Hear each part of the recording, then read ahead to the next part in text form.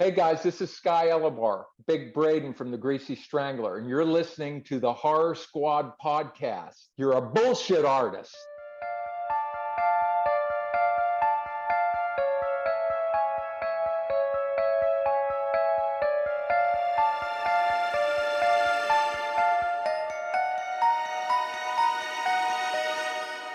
Hello, everyone, and welcome back to the Horror Squad podcast, episode number 216. Tonight, we are going to be talking about What We Do in the Shadows, the movie, not the television show. I am here tonight with Steve and Sam. We are Toddless tonight, so I will be taking over hosting duties unless Todd decides to pop in, but I wouldn't hold your breath, ladies and gentlemen. I know, I'm sorry, but you never know. So maybe stick around if you're a big number one Todd fan, because maybe he'll pop in. But the only reason I'm here.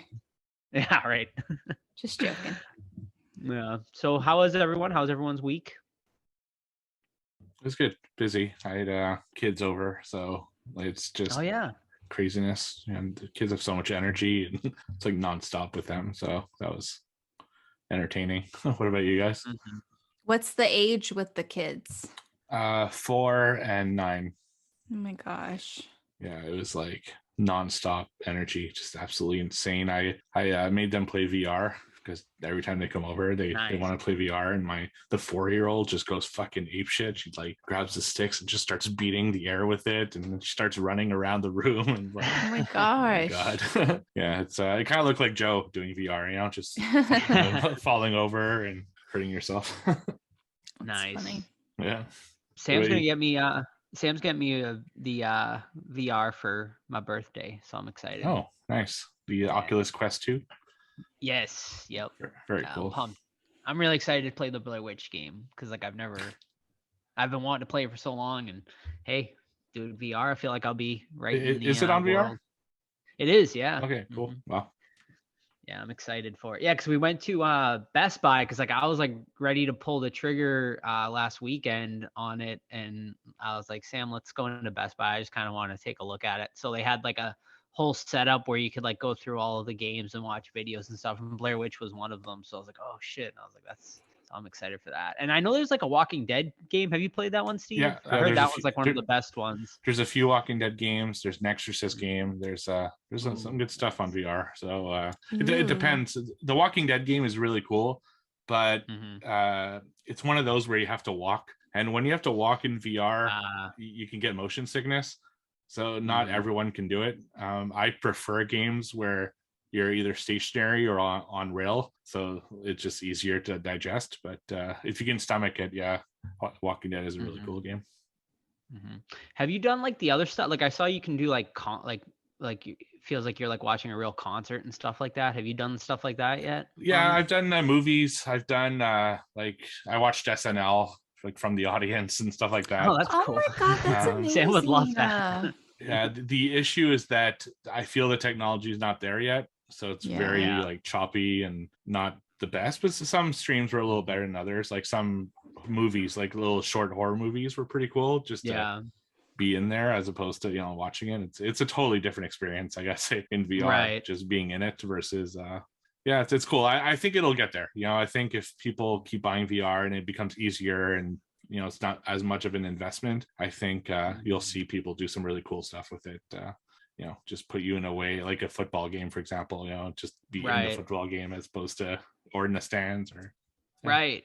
I'm surprised I could definitely see the NFL doing that like soon, where they have a camera on the sideline so you're like right next to the players and stuff like that. That would be like amazing. Maybe that's what they're hiring the XFL for. They said maybe that's their whole point, right? Is to try out new stuff. So maybe that'll be one of them. I'll give my full review, I guess, once I get it, but like it really seems like they're moving in the right direction, and to be able to like $300-$400 for something like that, that's pretty impressive in of itself. So hopefully they continue on with it. I'm really excited. It's amazing like how far it's come. It's funny. It's the really like mundane things that seem to entertain me the most in VR. Like there's one it's the moon landing, and that's nice. It just goes through like you watching TV in the 60s to you like getting ready, going up the elevator, going into the spaceship, and then doing the whole thing. It's like it's just cool. It's like you feel like you're there, and I don't know, it's little things like that I find the most amusing. Or Batman. I don't know if they have Batman outside of the PlayStation, but you become Batman, you go to the Batcave, you put on the suit. It's like super fucking cool. So that's awesome. Yeah, I saw it when we were looking through. There was like job simulator ones, like where like you're working at a supermarket and stuff. I'm like, wow, like that's like entertaining to people. That's what my nieces were actually playing, is Job Simulator. Really? Yeah. It's super fucking fun.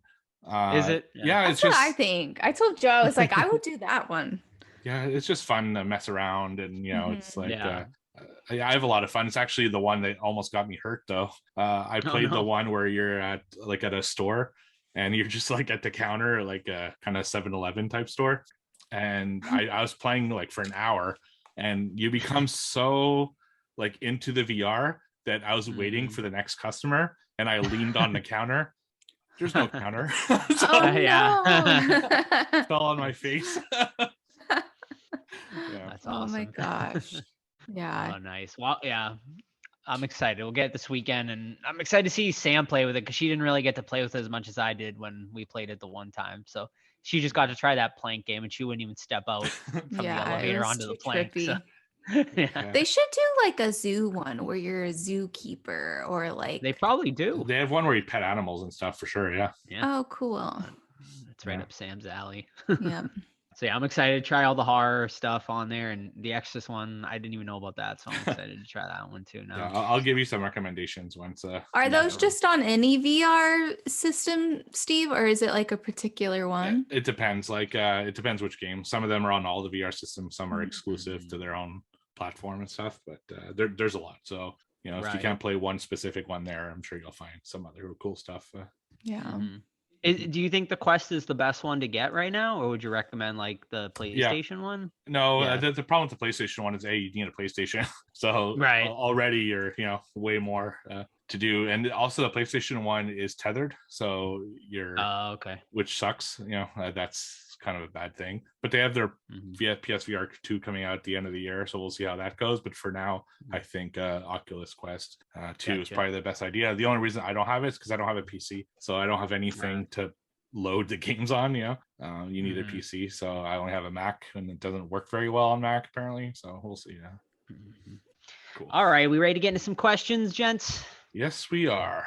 You asked us this. And gents, and I said, well, gents, sorry, gentlemen and lady. Is that better? Mm-hmm. You can ask us questions on social media at the Horror Squad Podcast, or on the Discord, where there's always a lot of great conversations going on. Right now, we're actually voting for our March movie club pick, so we'll see what we do, and look forward to seeing everyone and seeing what we review after doing The House in February. So the first series of questions are audio questions. They come from Chuck. So Chuck, what is your first question? Hey, Horror Squad. Chuck here with a few questions. First question, what horror movie franchise or single horror movie would you like to see a TV show made of? Man, I'm trying to think. Let's go with... All right, someone else go. I can't think. Just off the top of my head, Get Out could be a cool one. It could kind of be like a Twilight Zone. Yeah. Well, the premise is the same for the most part, but just like different scenarios with different people and stories and stuff like that. Would you make an anthology? Would it be considered an anthology? Like maybe partial anthology, where it's like partial. The same thing, but it's like different white people who are doing the brain stuff, and then like a different main character of what that family is wanting that person for. Do you know what I mean? Mm-hmm. So are you saying like maybe a different character every season, or like are you just saying like a whole like it's the every same season thing as or Get every episode? Okay, cool. Mm-hmm. That could be interesting. I like that. I'm gonna go with Trick or Treat. I think it was already great as its own standalone anthology, and if you made a TV series about it where you had a different like Halloween themed episode every week and kind of have Sam like kind of in there in the background, or maybe not introducing it because he doesn't talk really or anything, but just kind of have him there some way, somehow. That could be really fun. Yeah, for sure. I'm going to go outside the box a little on this one. I would say the platform. I feel there's a lot of stories that they can tell from the perspective of different levels.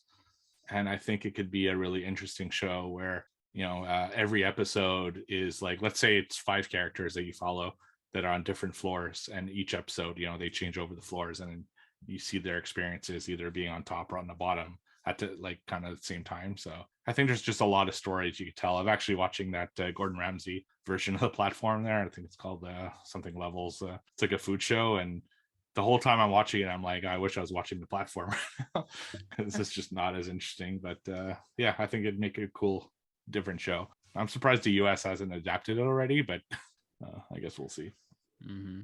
That just made me, you talking about the platform just made me, for whatever reason, made me think of another foreign language show, which is Squid Game. And shout out to them because they just won 2 big awards at the Screen Actors Guild Awards last night. The lead actor and lead actress both won for best actor and actress in a television series. So shout out to them. Awesome. That's amazing. All right, Chuck, what is your second question? What vampire movie had the most terrifying vampires? Or which ones do you think were done the best? I'm going to go with 30 Days at Night. They just seemed extra terrifying to me, and they just worked. They just worked so well. And that's the one I got to revisit because I haven't seen that since it first came out. But I remember loving it. And that's a good answer. I don't know. I feel like I haven't seen too many vampire movies. So I'm just going to piggyback onto what Joe says because they're super fast and they're really strong and they're brutal. Like they just do not give a shit, That's scary. Yeah. I'm going to say 2 of them. One, From Dusk Till Dawn. I thought the vampires were pretty brutal and kind of almost zombie-ish vampires, which was really cool. And also one that doesn't get a lot of that people don't talk about much is Blade 2. The vampires in Blade 2 specifically are very crazy. They got these big mouth things that happen, and it's just it's a really good movie, and I think super underrated in the vampire genre. So that would be. Is that the one with Ryan Reynolds? No, that's Blade 3, Trinity. Blade 2 is the one. Talk about a classic, Blade 3, Ryan Reynolds. Let's go. Yeah, and Jessica Biel. So. Yeah, and Triple H for those wrestling fans. Dominic Purcell. There's a bunch of people in that movie that eventually got more famous after that movie. So it's interesting to see. Actually, speaking of that, in part 2 actually is Norman Reedus. He plays one of Blade's assistants. So it's weird to see him super early on like that. So very cool. All right, Chuck, what is your third question? If you had to fight 100 vampires or 10,000 zombies, which one would you choose? Probably zombies, because they're mindless, right? So I guess it depends what type of zombies you're going for, but I'm just thinking, slow Romero walking, zombies, Romero zombies. So yeah, I'd much rather fight zombies that are kind of mindless, and because vampires are extremely intelligent for the most part. They've always been portrayed that way. So yeah. Yeah, I feel like you see slow zombies more often than slow vampires. I've never seen a slow vampire, so I'm definitely fighting zombies. Yeah, I'm the same. If you do a 300 situation, funnel them and pick them off, I think you have a better chance than 100 vampires, which are unpredictable, and they can maybe fly, and there's a lot of stuff that vampires could do that would fuck you up. So yeah, I definitely picked the zombies as well. When are we gonna get a flying zombie? It's gonna happen one day. I'm telling you. It's gonna happen. Yeah, they're gonna start flying. You know what? It's probably out there somewhere. So if people let us know if there's a flying zombie movie, I will definitely watch it. But yeah, that'd be awesome. All right, and what is Chuck's last question? Steve, pouvez-vous recommander un film sur TV? I realize I butchered that, but I was wondering, Steve, if you could recommend a film on Tubi, or Joe, Sam, Todd, anybody have any good recommendations for either a really terrible movie or a really good movie on Tubi? Thanks, guys. Look forward to the episode. pulled out the French on that one, so I was very impressed. I know that was he, impressive. Yeah, he really went out of his comfort zone. We never hear Steve speak French, so it's you won't because I cut that part out. Yeah. So, do you have a film on Tubi that you know off the top of your head that you would recommend? No, I think I've only watched Tubi maybe twice. Shame. I know it's a shame because they are our biggest sponsor. That's right. I watch Tubi a lot, but like I'm just looking back. Let me do a little deep dive here and see what do you think what's the majority type of, what am I trying to say? What's the most, I can't think right now. What's the most popular horror genre they have? Like what type? On Tubi? On Tubi, would low you budget. say? Like super low budget horror movies that you've never like heard of. In fact, if you there's really some gems in there, right? Yeah, there's gems in there. That's the thing, but you got to search for them. If you really go down the rabbit hole of like Tubi horror movies, something you'll start noticing is some of the posters for movies. Sometimes like you'll see the same poster like 4 times for different movies because they're using, you know, like a stock image posters that they bought and just change the title. So yeah, it's some super low budget stuff, but finding those gems to me is like almost like a sport. You know, it's you watch a lot of crap, but once in a while you find that one that you can recommend to people. It's great. I'm gonna go with Goodnight Mummy from 2014. It's from the same directors that did The Lodge, which is a movie I loved, and Goodnight Mummy is really good as well. So if you're a fan of The Lodge, I think you'll definitely like this one as well. That's a pass from me. Oh, you didn't like that one? I didn't like The Lodge that much. Oh, you didn't like that? Well, maybe you like this one. I mean, it's different. Yeah. So I have 3 that I wrote down. 2 that I've talked to. Well, I've probably talked about these at some point in the show, but The Undertaker, starring was it Joseph Spichelli or I forget his name. The guy from Maniac. Just the greasiest horror film you'll ever watch, except maybe The Greasy Strangler. So it's it's really something to behold. People never talk about it for some reason, but I think it's worth checking out. The next one is Splinter. So this one is about like these zombie porcupines that like they shoot quills at people and they become kind of zombified porcupine monsters. And the premise is really ridiculous, but the movie is fucking fantastic and super underrated, and I cannot recommend it enough. Like I couldn't believe how good this fucking movie is. In fact, I put it down as my choice for the March review on our Discord, and then no one's voting for it because it's so underrated, but I definitely think people should check it out. And the last one is Mennonite of the Living Dead. I've talked about that one before. It's kind of a biased pick because I kind of know the star of it. It's not strong on the horror, but I think he does a great job at comedy, and I definitely got a few laughs from it. So it just got on Tubi a few weeks ago, so I'd say check it out. Mennonite of the Living Dead. So that's my 3 picks. All right. Let's go over to our Discord for some questions there. First one is from Cody, Odd Job versus 007. Teen movie or teen TV show, which do you think is the better roommates? So looking specifically at roommates, we're not talking about the movie or the show. Just who do you think is the best group of roommates? Out of the movie or the show? Like, ensemble. You have to live either with the TV show characters or the movie characters. Which one do you pick? It's tough. I'm gonna go with the TV show because we got Guillermo living with us because they don't have a familiar living with them in the movie, and I think Guillermo, he takes care of the house, and I know they got the familiar in the movie, but she just doesn't hit the same. So I'm going the TV show one. I mean, Guillermo's great, but I'm gonna go with the movie because I feel like they're not as annoying. And that's annoying as where I left off in season 2. I have not finished it, so I'm in a sticky place with that show currently. Living with Colin would be tough. Yeah. Fuck that dude. Especially that he always wants attention and stuff. Yeah, like I already got Joe. Thanks though.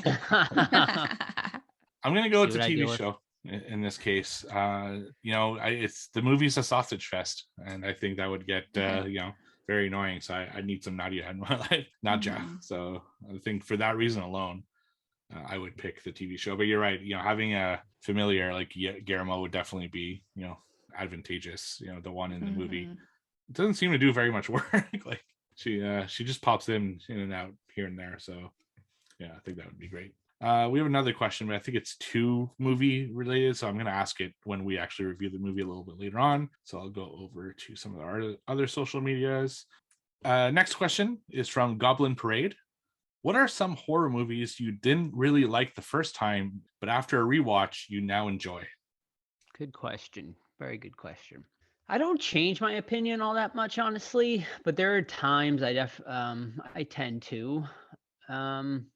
One being Puppet Master, the Littlest Reich. The first time I saw that one, I didn't really like that one, but then on a rewatch, I ended up actually having a lot more fun with it. So that's one that like definitely sticks out in my head. That's like the newest Puppet Master that's come out, for those of you who don't know the whole lineage of the 20 Puppet Master movies there are.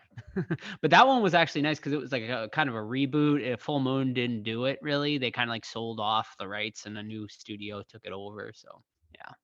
I wish there were more that came to mind, but this is gonna make Joe a little sad. So mine would be The Witch, because the first time that I saw it, I think I watched it out. Was it a theater release, The Witch? I can't remember. Yeah, it was. Yep. I don't know if I saw it in theater. I feel like I would have, but anyways, I just don't like period pieces. Like it takes a lot for me to get into them. But yeah, The Witch. I liked it better, like the more I watch it. For me, there's 2 that come to mind: Krampus and Killer Clowns from Outer Space.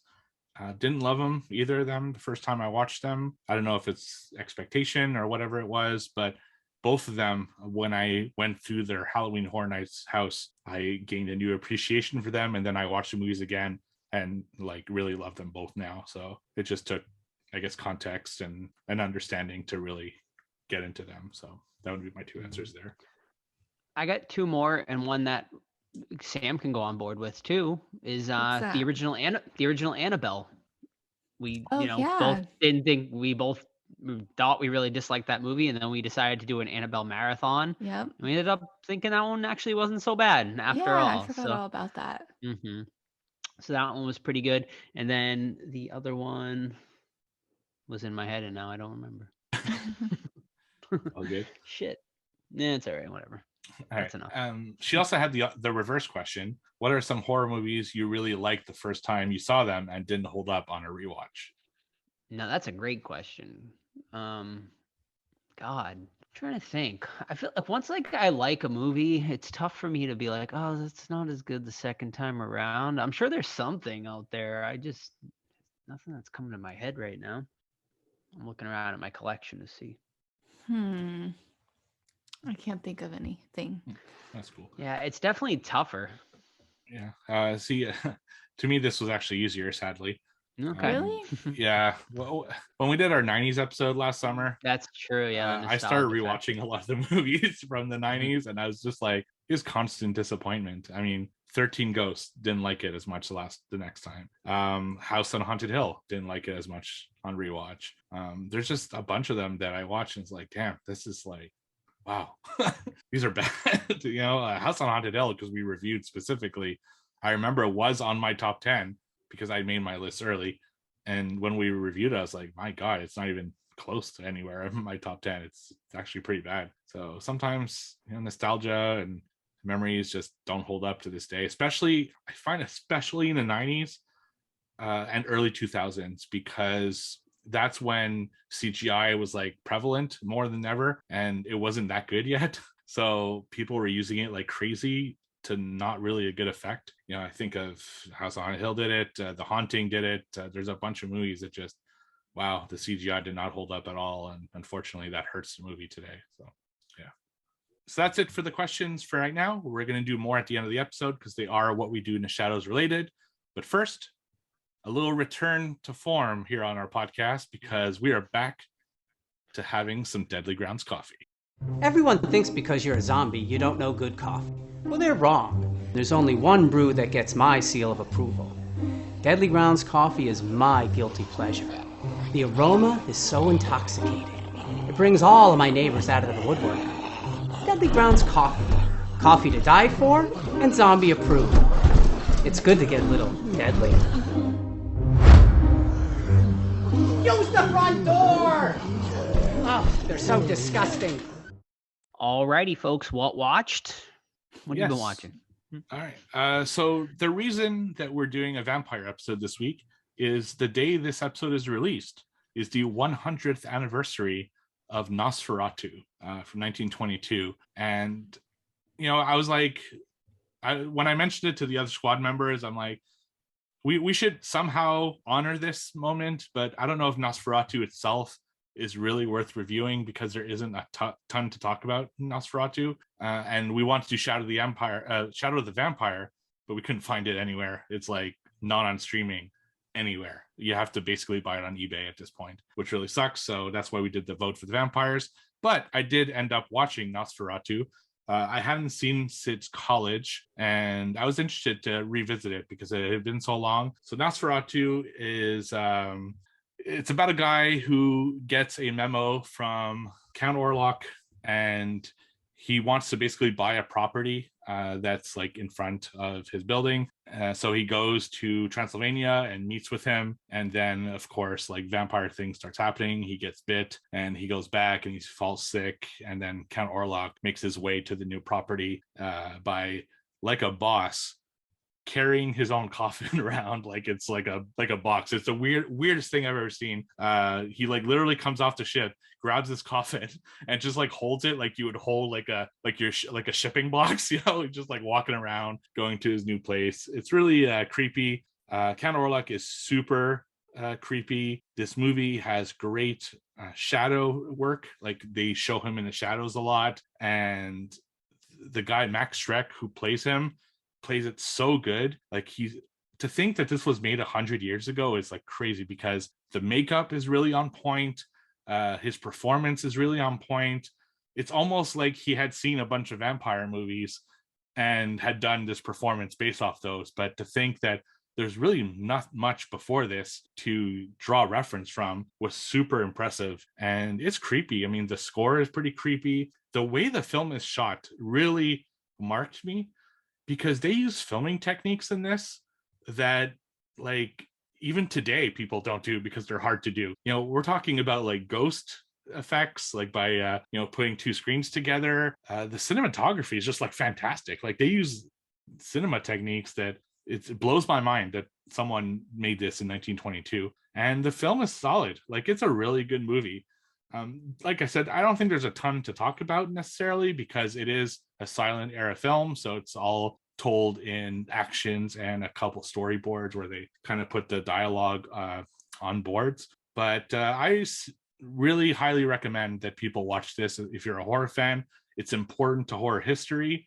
And it holds up 100 years, and this movie is still fucking creepy. So I highly recommend you check it out. It plays like on a ton of services. I personally watched it on Tubi, I believe, or maybe it was Prime, I don't remember. But definitely check it out. That's Nosferatu from 1922. Tubi. Is that the first silent movie you've watched in forever, Steve? I'm sure. No, I've watched a few actually. It's the first one I talk about on the show though. So yeah, it's good. It's a really good one. Mm-hmm. Yeah, it's only what, an hour, right? Total. It's like an hour 10 minutes, I think. So hour 10, yeah. Yeah, I've never seen the 1970s remake of it. It's also on Tubi. I'm gonna check it out probably this week because I am very interested. But sorry, I'm really excited.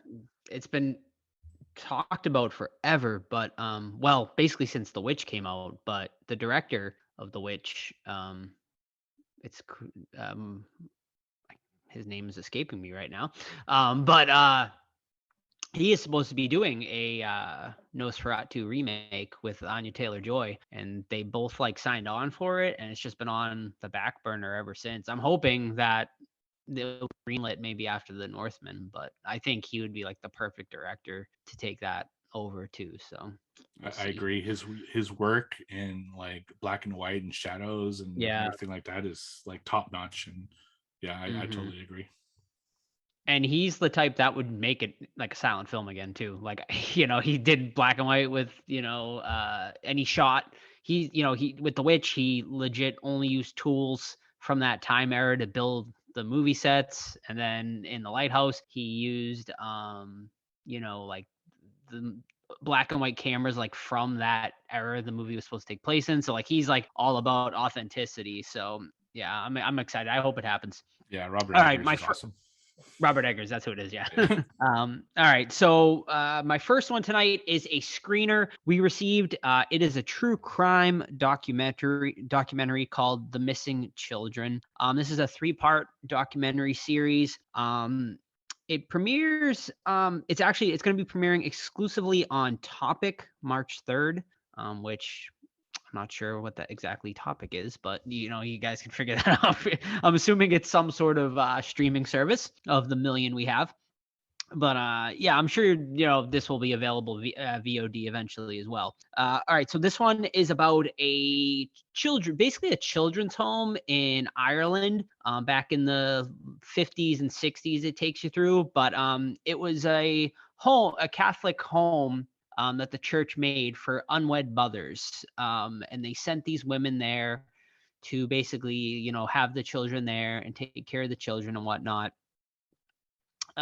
And essentially, a lot of these children ended up, the mothers, some of these children obviously were abandoned by these mothers because for whatever reason, they were too young or, they didn't have a father, so they just kind of abandoned the children and stuff like that. So what happens is a lot of these children went missing and unaccounted for.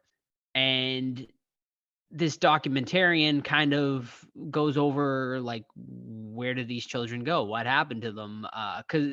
So what it is, there was 796 children that there was records of their death, but they decided to do a little digging and no one could find the graves for these children or any sort of burial records or anything. So yeah, it's basically another black eye on the Catholic Church. Obviously, I mean, this time over in Ireland instead of obviously in America, we had our own or North America in general. I don't know if Canada was involved in the whole sex abuse scandal too. Yeah, that too. Yeah. So, right. So that obviously was the big one over here in North America, but in this obviously over in Ireland in the 60s.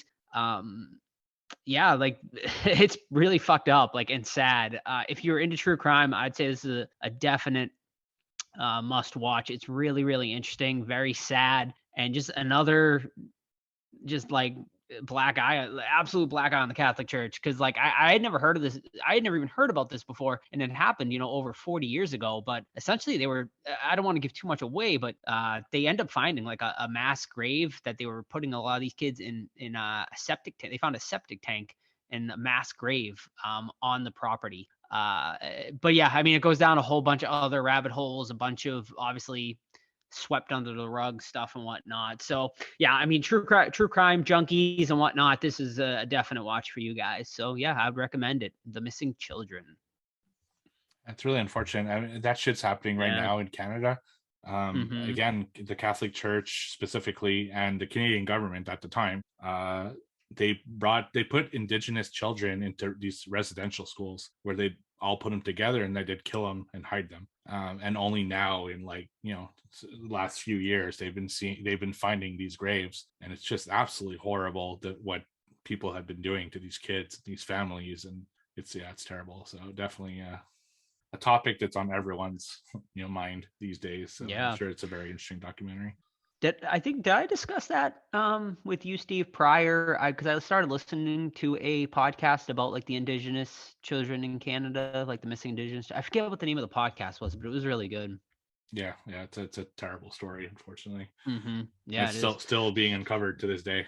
Like you hear it every couple months where they find a whole new mass grave. Crazy. And speaking of sad events, there's a lot of really bad shit going on in Ukraine right now with Russia, basically invading them. So I decided to check out a Ukrainian film just to kind of support, them in any way I can, just to see what kind of stuff they were coming out with and stuff like that, and the talent that comes out of that country. So I watched a movie from 1993 over on Tubi, maybe it was, no, it wasn't Tubi, sorry, it was Shudder, over on Shudder, called Dark Waters. So in this one, a woman goes to a kind of mysterious convent on an island where she has a link to that convent that are a bunch of nuns who are trying to like resurrect this demon, and they need to find pieces of this amulet to resurrect this demon. And it's just like, that's basically the premise. Like, that's all it is this one woman trying to go there and stop them from resurrecting this demon. I'd never heard of this movie before, but holy shit, the story is a little muddled. Like, there's a lot of things going on and I didn't quite understand. The dialogue wasn't conveying exactly what was going on, but the imagery of this movie is insane. It's like a super scary religious horror film, and I love religious horror, so this is right down my alley. There's some really scary scenes in this. There are crucifixions and flying like demon nuns, and it's got a lot of really cool scenes that made it really memorable for that reason. It's just too bad that the story I thought wasn't that great, because if they had a solid story with that imagery, it would have been a classic. But unfortunately, the story kind of lets, there's a lot to be desired there. So yeah, man, Dark Waters, I'd recommend it. Still, even though the story isn't great, just to see some of that imagery and some of the crazy shit they do in that movie, I think it's definitely worth it. So that's over on Shudder. Nice. Alrighty. My next one is a 2020 release. You can check it out over on HBO Max, and it is called The Empty Man. This one, I've been wanting to check this one out for a while because I had heard like I had seen it make some of the best of the year lists, because I think ended up making, I think it did end up coming out in 2021 last year. So I did see it making some of the best of 2021 lists, and then I heard other people saying, it wasn't so great and whatnot. So I was excited to check this one out. This one is about, this movie's has a lot going on in it, but essentially it is about a retired cop who ends up his neighbor's daughter ends up going missing, and the mother kind of hires him to kind of investigate what happened to her, and yeah, so basically when she goes missing, the mother goes into the room and it says, on the mirror in blood, the empty man made me do it. So he goes and starts investigating into this empty man mythology.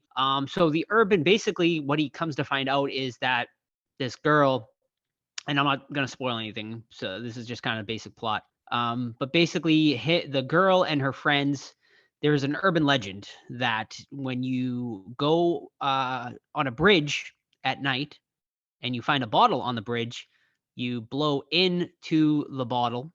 Everyone takes turns, and the empty man is supposed to, appear or whatnot. So that is kind of the mythos of the empty man. And he goes down a rabbit hole, and we end up finding out a lot more is involved.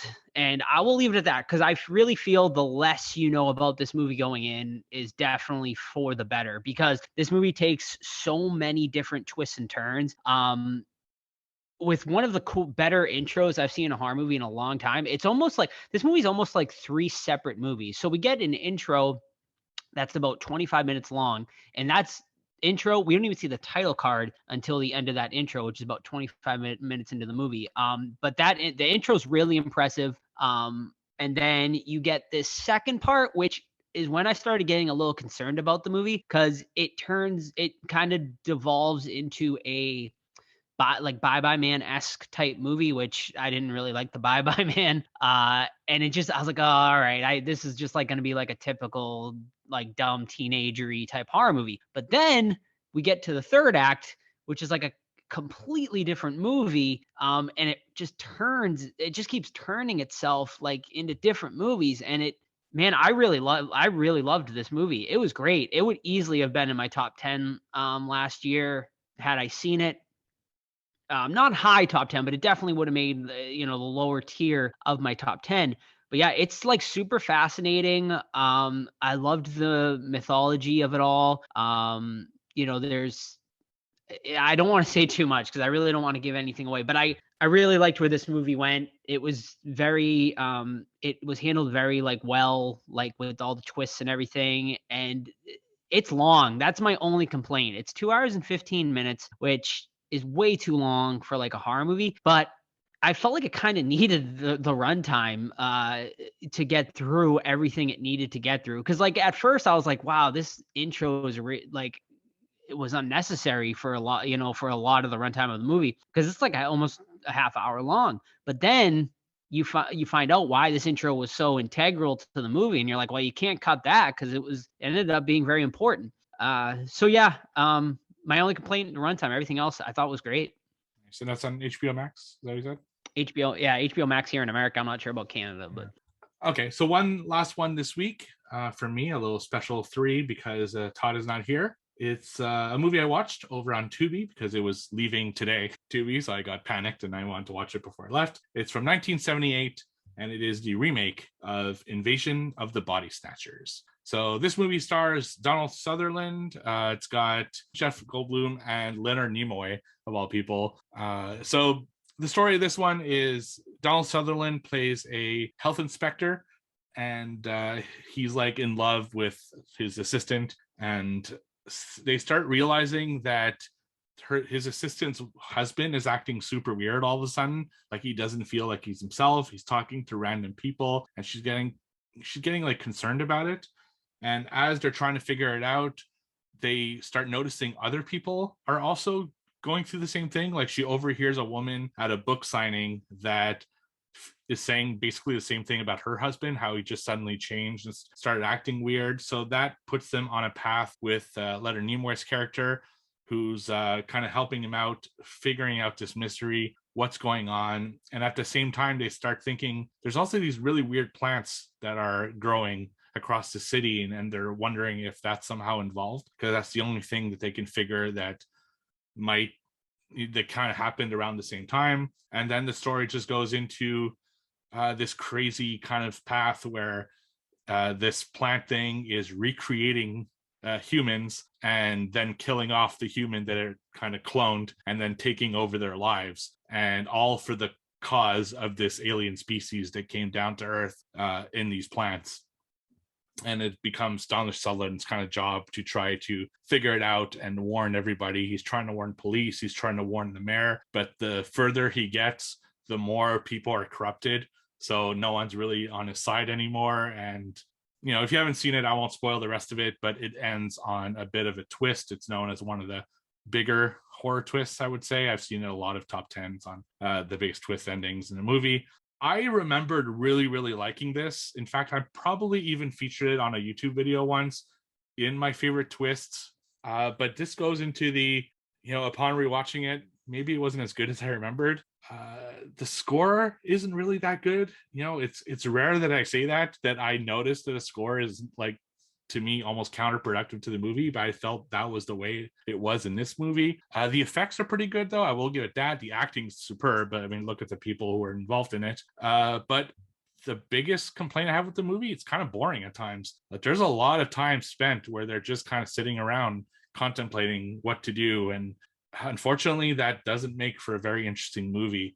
And I do find that the story is a little muddled. Like, it's not a clear what's going on, who's like, unlike They Live, for example, which I watched recently as well, they have like something to make who's an alien and who isn't, where in this one you really don't know because they're really just humans that are acting weird. So it's not as clear who's corrupted, who isn't. So it plays a little bit into it, but I think if there was some kind of sign that you knew that they were, other than just like emotional signs, I think it would have been a little bit better. But still a classic movie. That's Invasion of the Body Snatchers over on Tubi. Nice. I don't know if I've ever actually seen that one. So Yeah, maybe I'll give it a shot. I don't know. I'll have to find somewhere else in Tubi. It's leaving tonight. Yeah, right. All right. I'm telling you, man, that stupid leaving soon on Tubi makes me panic every single month. Like, oh my God, I got to consume all these random fucking movies. I missed out on Biodome. What can I say? Oh man, I know. Wow. Like my whole year is ruined. I haven't watched that movie. I remember loving that movie when I was younger, but I could not imagine it held up. Like I just cannot imagine. There's another example of a movie that probably did hold up. Right, definitely. I think like any Pauly Shore movie probably did not hold up too well if I watched it as an adult. But all right. All right. Well, ladies and gentlemen, with no Todd tonight, it is the return of horror news. I know a lot of you guys enjoy this segment, so we are bringing it back. I think we're going to end up doing it bi-weekly. We're going to change out questions and horror news. So we're going to keep it as a reoccurring segment. So hope you guys enjoy it. All right. So let's start with the biggest news of the week, probably something that just broke today, actually, as of this recording of the podcast anyway, is Beetlejuice 2. It may actually be happening, ladies and gentlemen. It's been being talked about now for 30 years or so. But this, I think, quite possibly could be legit. As comicbook.com is reporting it, as well as Blade Discussing also picked it up. So these are reputable sources. So currently the news that has been leaked about this is that Brad Pitt's movie studio, Plan B, has signed on to produce the movie, and Michael Keaton and Winona Ryder have both verbally agreed to return to reprise their characters. And it could be shooting, ladies and gentlemen, as early as this summer of 2022, which is just crazy to me that they could drop it this early, but that seems to be the thing. Now, that's really all it's come. Now, it's not official yet because the studio has not officially greenlit this yet. Apparently, it is going to be getting pitched to the studio very shortly. I don't see how the studio does not greenlight this, though. I just feel like the money... the amount of money this movie would probably make. I mean, people have been wanting Beetlejuice for years. The property is still just as popular as ever. You got Tim Burton. I'm sure Tim Burton would. I don't know if Tim Burton would come back or not. That is one thing that is not officially official yet. But I would think, I don't know if Michael Keaton and Winona would come back if Tim Burton wasn't involved, but who knows? Maybe they would, obviously. But, Michael Keaton's career obviously back on the upswing. So I'm sure that's kind of why this news is coming to fruition. But I mean, what do you guys think? I mean, do you think this is finally the time this Beetlejuice 2 happens? I'm not believing it until Steve confirms it for me. I heard the same thing as Joe, that they might film the summer and everything. Let me put it this way. It's at this point, it's now or never. Michael Keaton is at the peak of his second career. I mean, he's about to be Vulture and Batman again.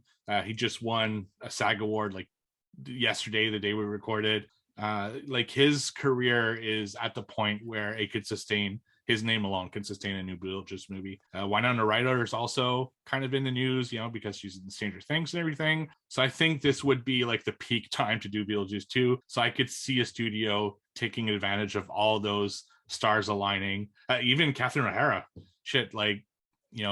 make the movie 5 years ago, people was like, oh, that's the mom from Home Alone. But now, like, she's super popular and also kind of at the peak of her career. So yeah, I think this is it. Like, this is your moment.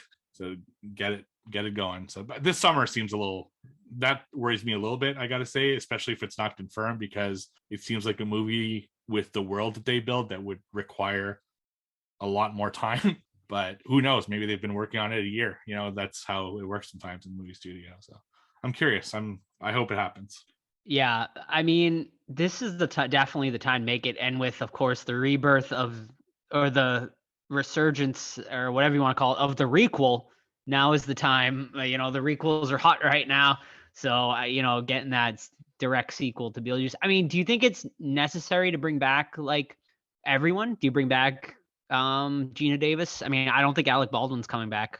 Unfortunately, he's such an integral part of that first movie, but with what he's going through right now. I don't see him coming neither back. is Jeffrey Jones. So yeah, no, right.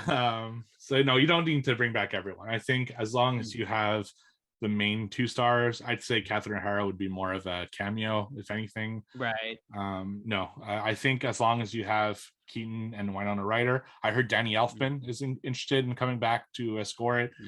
And it would just be missing Tim Burton, but I don't know if he's actually, it doesn't say if he's attached or not. So it does. Yeah. They said there's no word of that. Do you think it's integral for Burton to come back? I kind of think it is. You don't think so? I don't. No, I think they can do it without him. I mean, obviously it'd be better if he does it, but I think maybe he was the hold off. Maybe the studio's like, we waited as long as we could, so we're going to do this without you. I mean, people have taken franchises before, and done good things with them. But and again, some didn't. Like Ghostbusters needed the Reitmans to come back and kind of course correct it. But yeah, we'll see. We'll see. All right. Well, here's another one. Exciting news for Steve. I'm sure he already knows about it, but some new developments regarding the Haunted Mansion movie that will be hitting theaters. It will not be coming directly to Disney Plus. It is going to be coming to theaters with an official release date of March 10th, 2023. Justin Simeon will be directing. Horror fans will know him best for doing Bad Hair, which was a Hulu direct movie. Sam and I both enjoyed that one. And a little bit about the cast that is signed on for it. So far, we have Tiffany Haddish, Owen Wilson, Rosario Dawson, and Danny DeVito, ladies and gentlemen. Danny DeVito has signed on. He will be playing the smug professor character, whatever that means. But the film will follow a mother and her son who come across a mansion that is more than it seems while being orbited by various characters, key to undressing the spooky mystery. And it will also be written by Ghostbusters 2016 writer Katie Dippold, and that is all the information we have on the Haunted Mansion movie for now. So we'll keep you updated on that. But any thoughts before I move forward, guys? Yeah. I don't know. Like my expectations are so low at this point, based only off. I mean, I've said before a million times, Ghostbusters is like, it really hurt my heart, and it was the writing, the writing and the directing, because the actors were great, and the franchise is great. But if they have that crew behind Haunted Mansion, I don't have high hopes, but that's only a good thing. They can only surprise me at that point. It's just sad that the best Haunted Mansion adaptation we have is the Muppets. So I mean, the Muppets are great, but that shouldn't be the best Haunted Mansion adaptation right now. So we'll see what happens. I'll watch it, but I have very low expectations. You excited for that one, Sammy?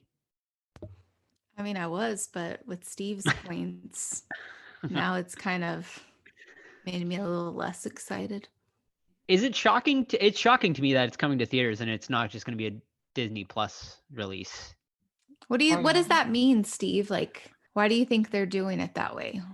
It's a bigger budget, probably. So they're assembling a bigger crew, and I think the straight to streaming is going to end this year anyway. Yeah. It's just, there's just more money to be made in the theater. I mean, look, Spider-Man is like third ever right now, or third or fourth movie ever. The Batman this weekend is anticipated to make 125 million over the weekend. And theaters is just where the money is, They can go to streaming 2 months later. And yeah. I was going to say, like, my ears did perk up when Joe, you had mentioned that it was just going to theater and not to the streaming. So I like to go see a movie in the theater, like, sure. I consume my other shows through streaming. Like, I don't like taking in my movies like that, Yeah.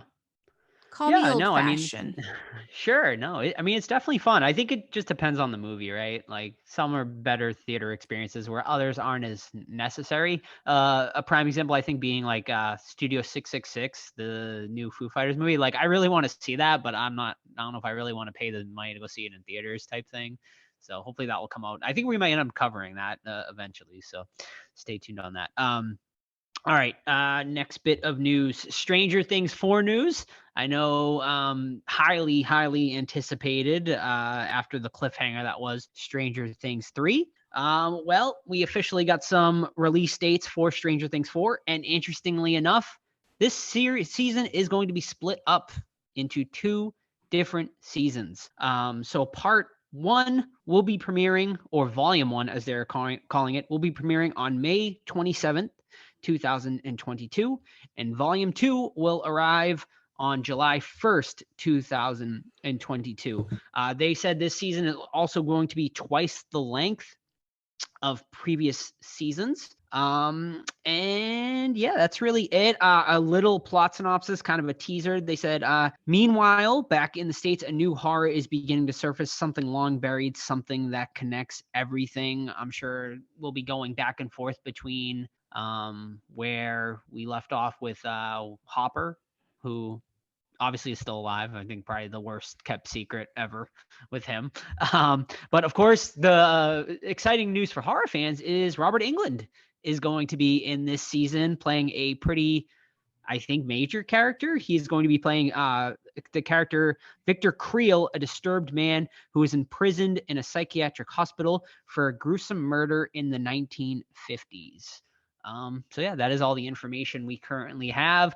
What do you think? 2 parts? Do you think this is like a good idea, or do you think too much? I mean, okay.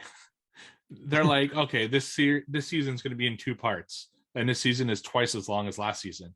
That's just 2 fucking seasons. Like, just right. call it that. Yeah, we got 2 more seasons. Okay, we don't need to fucking make part 1, part 2. Yeah. Yeah, I'm just happy there's finally a date. It's been so fucking long since, Stranger Things. Yeah, what's it been? 2 years? 2 years, yeah. I feel like it's been longer. It's COVID, right? That's just completely. Yeah, it might have been 2019 maybe, in September 2019 that show came out. So. Well, I thought it was supposed to come out around Christmas time, like just this past Christmas. Was it not? Or that's just when they released a little trailer? They released like a little teaser trailer at that time around, I forget what event was around that time, but yeah. No shade to the Stranger Things fandom, but literally I do not give a crap anymore. Like, I've already moved on. I don't even remember anyone's. You say that, but then when the new season comes out, you're like, this is the best thing ever. I love it. I've seen in my life. You were obsessed with Stranger Things 3 when it came out. You loved it. I 3? remember. I don't even remember what 3 was. That was like the one that released like on 4th of July, and it was like all very like Americana and like had the fireworks. And, I mean, I like, wasn't obsessed with it. I liked the cinematography of it, but it's like I don't even know where these things are coming from. Like, I don't even know. None of my questions have been answered, so I'm over it. I'm over it. I'm over it. Nothing can blow my mind like Euphoria can. So literally, I don't care about these other shows now. Is there going to be a Halloween episode though in that part too? Better be. I don't know. We'll see. My question is, I'm assuming we'll probably end up covering this on the show. Do we wait and do both parts at once, or do we I think people want us to do like a weekly recap instead of. Oh, that's right. Okay, that's right. So maybe we'll do that. We'll have like a segment where we talk about the episode from the past week, or I don't know if it's dropping all at once. Netflix usually dumps it all at once. Yeah. Yeah, if they do that, then maybe we'll just put it weekly as if it's a weekly show, I guess. Maybe. We'll see. We'll see how it goes when it comes out. Right.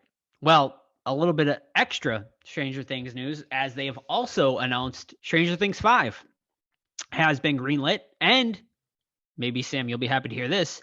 It will be the final season of Stranger Things, the 5th and final season of Stranger Things. So that will be it. We got Stranger Things 4 2-parter, and then Stranger Things 5. They'll probably do a 10-parter and call it the final season. Like Walking Dead has been going its final season for 5 years now. But yeah, I mean, do you think it's? I think it's probably a good time to end it. I feel like it's kind of run its course at this point, because it's just become like a bit repetitive, right? Like, how many like monsters can you fight in the same town over and over again?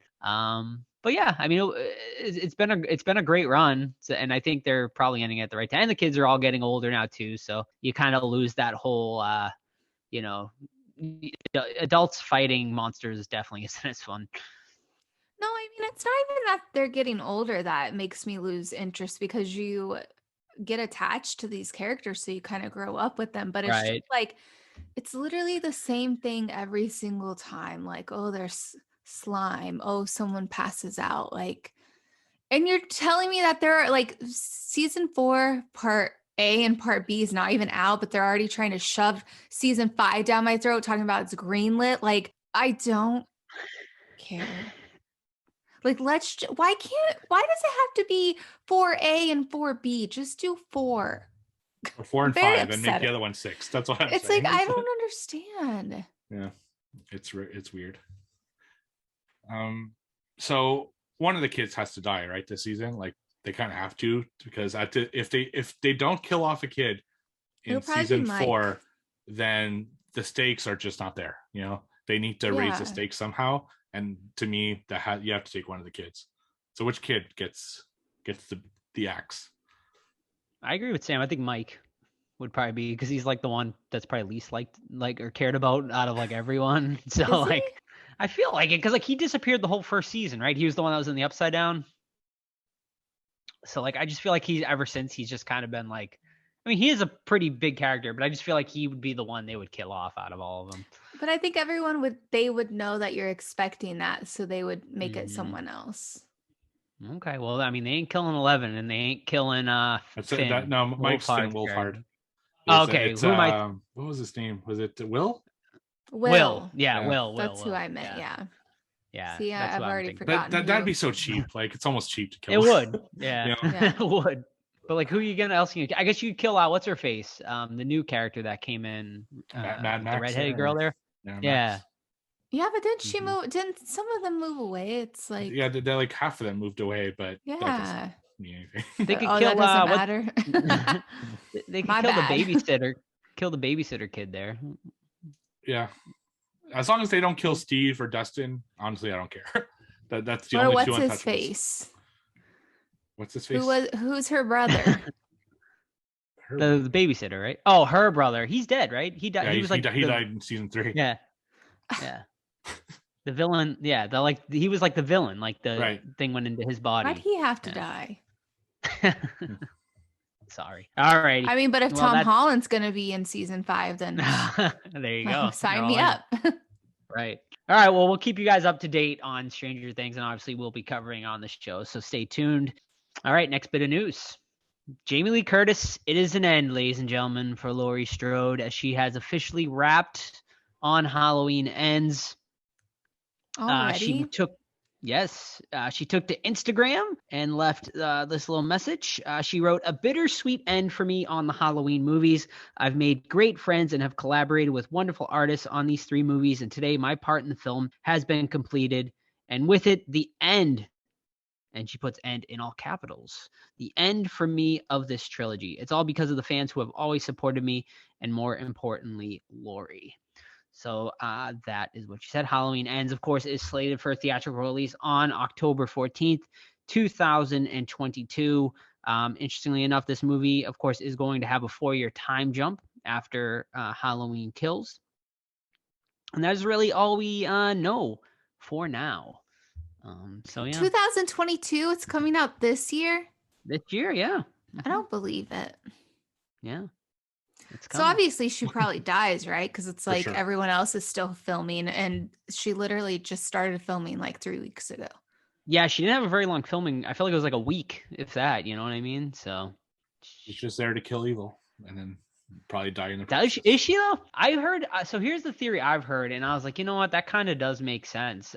What is that the she ain't gonna be like the main part of this one, and that Halloween Kills obviously like kind of like threw her by the wayside and focused on more of the other characters. And a lot of people seem to think, and it makes sense, is that cop is going to be like the sort of main character, and he's going to be the one that kills Michael in this one. Not the cop with the cowboy hat, the cop that was in the hospital bed with Laurie. Because I want the cowboy hat. Yeah, for 2 films. Like, we give him something to do. No, not Brackett. I forget his name. It's not Brackett. Who's Brackett? No, am I making that up? No, there's no Brackett in this one. Who's Brackett then? Sheriff Brackett from the first one. Oh yeah. Well, Brackett dies. Didn't he die in the last one? Did Michael ever get to him? No, No, I don't I think forgot so. Brackett. I forgot Brackett came back and working as the rent-a-cop in the hospital or whatever in this Right? one. Yeah. Oh, this is the old man. No, the cop that was in the bed. You know, he had the love story with Lori there, sort Oh, of. why And did then I think his name was Brackett? no, I can't even remember his name honestly. Are He's a you pretty sure, established Joe? actor too. No, I'm positive it's not Brackett. Okay. All right. It's Hawkins. Hawkins. Thank you. Hawkins. Yeah. So Hawkins. obviously, like the whole movie, he was an integral part of that last movie because he had the chance to kill Michael in the 78 and he didn't, and like he's been living with that regret ever since. So a lot of people think he's going to be the one to kill Michael in the end, and so I don't know. Yeah, We'll obviously, see. just by our conversation, I think this movie's going to be a mess. Yeah. Like, oh my god, Halloween Kills really took the wins out of the sail for me on this one. Yeah. Like I don't know what to expect with this one. I just feel that they're gonna somehow fuck it up. Because they're bringing back all the people from the first one, right? All the fucking Evil Dice Tonight crew, and I don't know. Like, hopefully they start killing off some of those characters. We'll see. Alrighty, just a couple more for tonight, ladies and gentlemen. Another big news here. Of course, I know everyone is excited for this. Nicolas Cage's new Dracula movie. The movie will be titled Reinfeld, and we've gotten an announcement about it. It is going to theaters, ladies and gentlemen. I am shocked about this. It is going to getting a theater release. It'll be arriving in theaters April 14th. 2023. Of course, Nicolas Cage will be playing Count Dracula in it. Also, Robert Kirkman from The Walking Dead is involved in this as well. He, I guess he pitched the movie. It was his pitch. Chris McKay also will be directing. He did the Tomorrow War. Horror fans might know him best for that. And Nicholas Hoult, who is credited with Warm Bodies and Mad Max Fury Road, will be starring as the central character. Is that the kid, like the main kid from Warm Bodies? That's the main kid from Warm Bodies. Okay. He was Beast in X-Men, and the one of the soldiers in Mad Max. He's very good. Well, he'll be playing Dracula's henchman in this. The film is said to be a modern-day adventure story that is comedic in tone. The film will be centering on Reinfeld, who will be played by Hoult, who has grown sick and tired of his centuries as Dracula's lackey. The henchman finds a new lease on life and maybe even redemption when he falls for feisty, perennial angry traffic cop Rebecca Quincy, from who you guys might know from Aquafina. So yeah, that is really all the information for now. But yeah, I mean, I'm shocked this is going to theaters, but I'm excited for it. Yeah, that seems more like an HBO Max type thing, right? Yeah, totally. But hey, I don't think this will do well in the theaters, to be honest. Yeah, no. One of those things that, but I'll watch it on streaming whenever it comes out. Absolutely. Alrighty, and last bit of news tonight: A Quiet Place 3 officially in the works, ladies and gentlemen. But here's the interesting thing about A Quiet Place 3. Well, one, it is going to be I'm sorry. So we're getting the spin-off movie. The spin-off movie is coming September 22nd, 2023. Going to take place, same universe, but completely different characters. And now we got A Quiet Place Part 3, which we aren't going to be seeing until 2025. Seems to be quite a long time to wait for a third movie. No official word yet on if Krasinski is going to be coming back to direct this one, but I assume the rest of the family is going to coming back. But I don't even know about that because I know Emily Blunt said she didn't even want to come back for the second movie. And I don't know. We'll see. I mean, I was saying, I mentioned this to Sam the other day. I was like, are people going to care like in 3 years for like A Quiet Place Part 3? Like, it just seems like such a long time to wait. Well, I'll tell you this. If people care about Stranger Things, season 4, part A, B through Z, and then season 5.2 times 3, they're going to care about Quiet Place. Yeah, I don't know. I think it's too long. Too long of a hiatus between films. I even thought between 1 and 2 was too long, so it's one Mhm. of those things to strike while the iron's hot, and it took too much time. So, but Right. it's not really their fault so much, that one, because it got delayed a year because of COVID. Right. So there's that. As far as I think the reason they're pushing off to 2025 is because they're waiting for Krasinski and Blunt to be available. Heavily rumored that Krasinski is going to be Mr. Fantastic and Marvel in the MCU. So he'll probably be busy doing that if that's true. Yeah. So they're waiting kind of for him to be free from that before being able to do this. So we'll see. Because or else why wait, right? Like or even if they don't bring him back, why is that the third one and not the other one? It's if it's the third one, it has to be the same characters, or else it would just be the spinoff, and it would make no sense to have it different, like differentiate the two. So yeah. Well, we shall see, and that is it for horror news this week. But stay tuned; we'll be doing this bi-weekly for you guys, and I hope you guys enjoy the segment. And if you have any horror news, you want to hear us talk about, feel free to email us, thehorrorsquadpodcast@gmail.com, or just write it in on our Discord. Maybe we'll make a little news section of it now too, or something like that, if you guys want to discuss and whatnot, the news segments as well. All right, so that is it. You guys ready to talk about what we do in the shadows? Let's do it. All right, let's talk some what we do in the shadows. 2014, directed by Taika Waititi. So vampire housemates try to cope with the complexities of modern life and show a newly turned hipster some of the perks of being undead. Is he a hipster? I don't know about that. Yeah, a little bit. Kind of. Oh, sort of. Yes. I mean, that's pretty the basic synopsis about this. So this movie is shot mockumentary style, where we follow essentially 3 vampires. I mean, I know we have the 4th one, but he's not as prevalent as the other 3. But yeah, so we follow Viago, played by Taika Waititi, Vladislav, played by Jermaine Clement, and Deacon, played by Johnny Brugh. And we also, of course, have Peter, who was played by Ben Francham. But yeah, the 4 of them live together in a flat in New Zealand. And we see at the very beginning of the movie is that they were given, basically this documentary crew was given access to these vampires living in the flat before a big vampiric council type like party or whatever like that.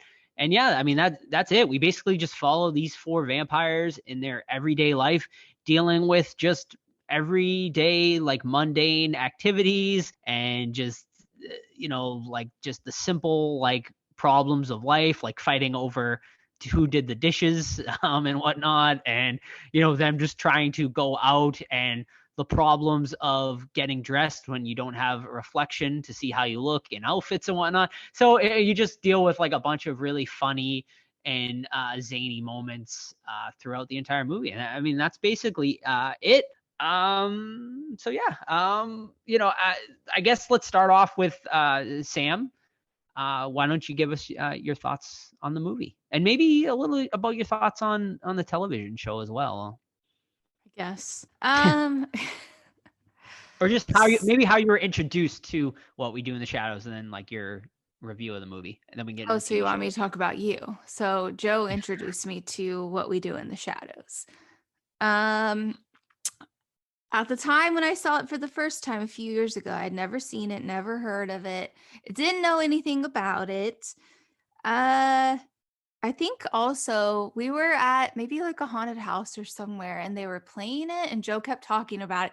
He's like, this is the part where this happens, and this is, and I'm like, I literally cannot hear the movie. I don't care. Like, I just want to watch it. So we watched it, and I was like, yeah, it's pretty cool. It's pretty fun.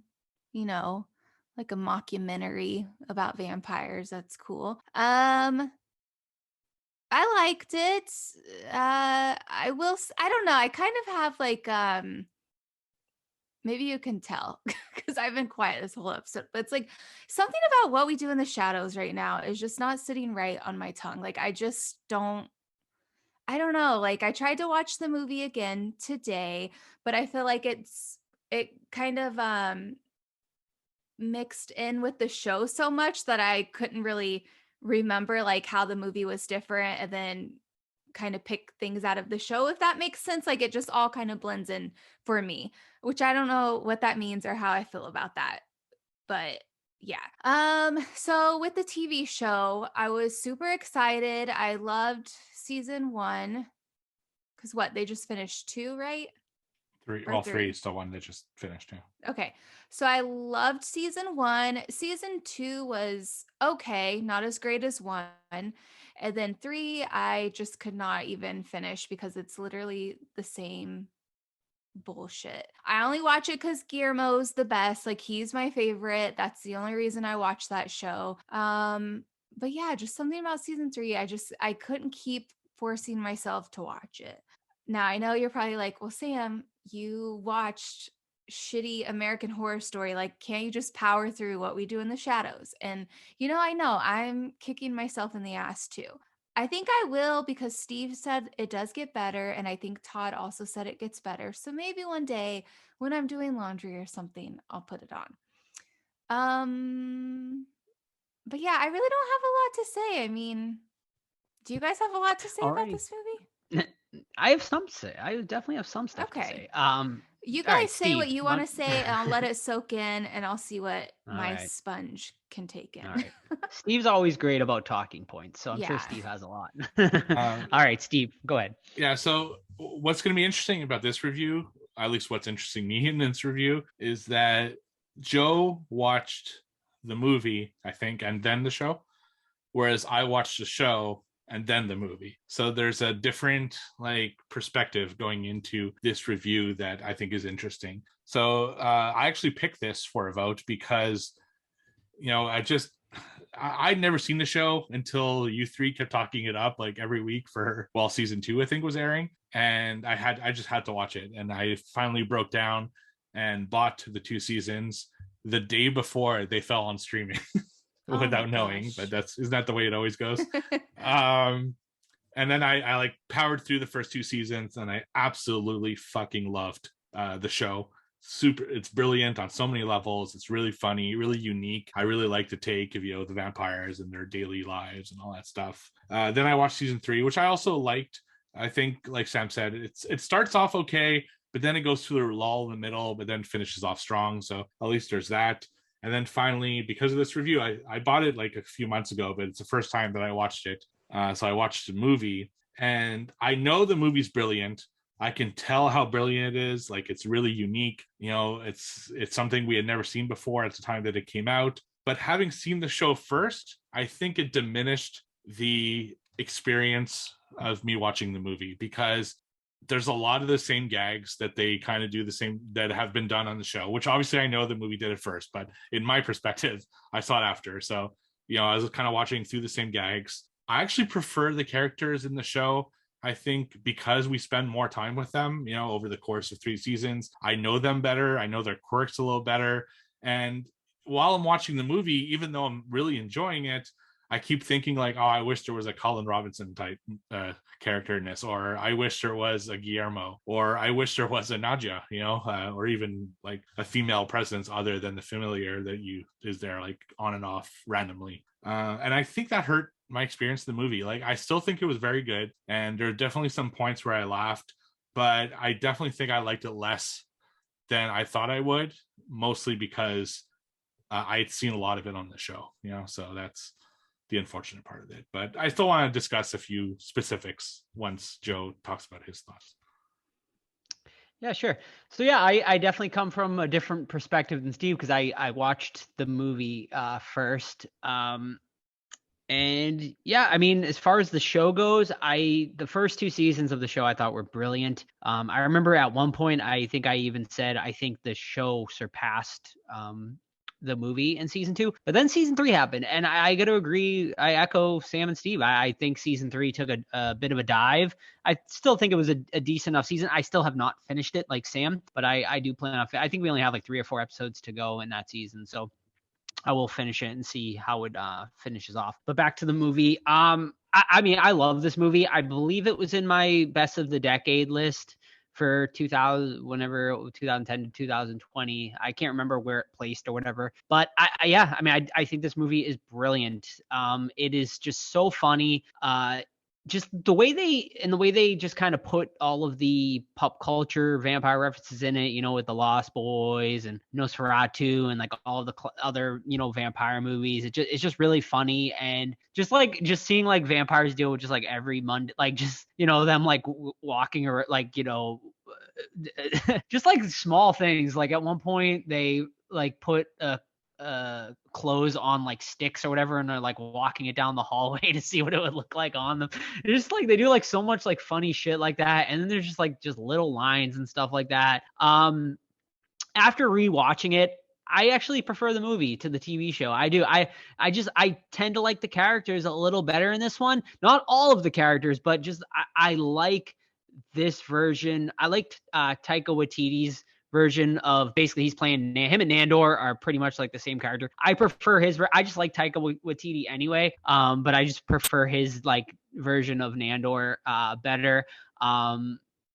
And I love Peter. Like Peter is so fucking great, and I wish they had a character kind of like him in the show. I guess the Baron would be the most similar, but even the Baron was very different than Peter's character. But Peter just cracks me up every time he's on screen, and it's like legit sad and heartbreaking when he ends up catching on fire when the vampire hunter comes in. But which was like its own whole funny thing. I do think the movie, though, my negatives are, I think the movie does drag at parts, especially like when we hit the like halfway point, when we get to the police and stuff like that. Like it's a funny scene, but I feel like it tends to drag. And then the whole, when they get to the party and stuff, I just feel like it's not as good as the first half of the movie. So yeah. And then like the Nick character isn't my favorite.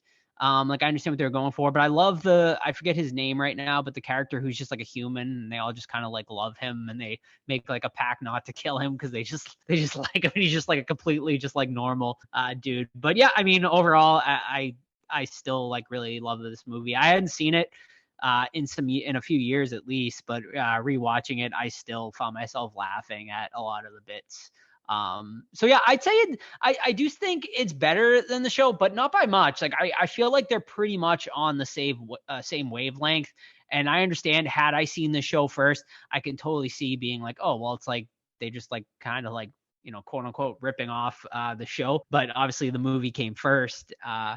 And yeah, it's just a really fun movie. It just brings a smile to my face. Yeah, it's definitely watching the show first will definitely, I think, hurt your experience. Like I can imagine seeing this for the first time when I think it's Nick eats like a chip, like a fry, and having seen the show, I know what's going to happen. Like I know what happens when they eat food. But had I seen the movie first, seeing him like just projectile vomit everywhere would have been hilarious. But because I knew it was coming, it was like, it's just stuff like that kind of hurts the experience, unfortunately, because I know kind of the beats before they happen, and that's probably one of the big issues of this. But there are some things I really liked about it too. The fucking scariest thing in this movie, God, it's so freaky, is when there's a cat with Jermaine Clement's face on it. Like, holy shit, that was like terrifying. And yeah, there's these little moments just when they're vacuuming and doing like these little mundane things. And you're right, the first half is better because you're just seeing the life of a vampire, as kind of normal people, but as vampires. And it's really interesting and funny, and it's just stuff like that. I really much prefer the first half. It's when the Nick character starts coming in a little bit more that it unfortunately falls off for me as well. And there isn't much story. Like it's just really them hanging out for a while, and at the end they try to almost like force at least some kind of little story to it with Vladislav's like the beast to his ex-girlfriend and stuff like that. It's just, I didn't think it was a big payoff either.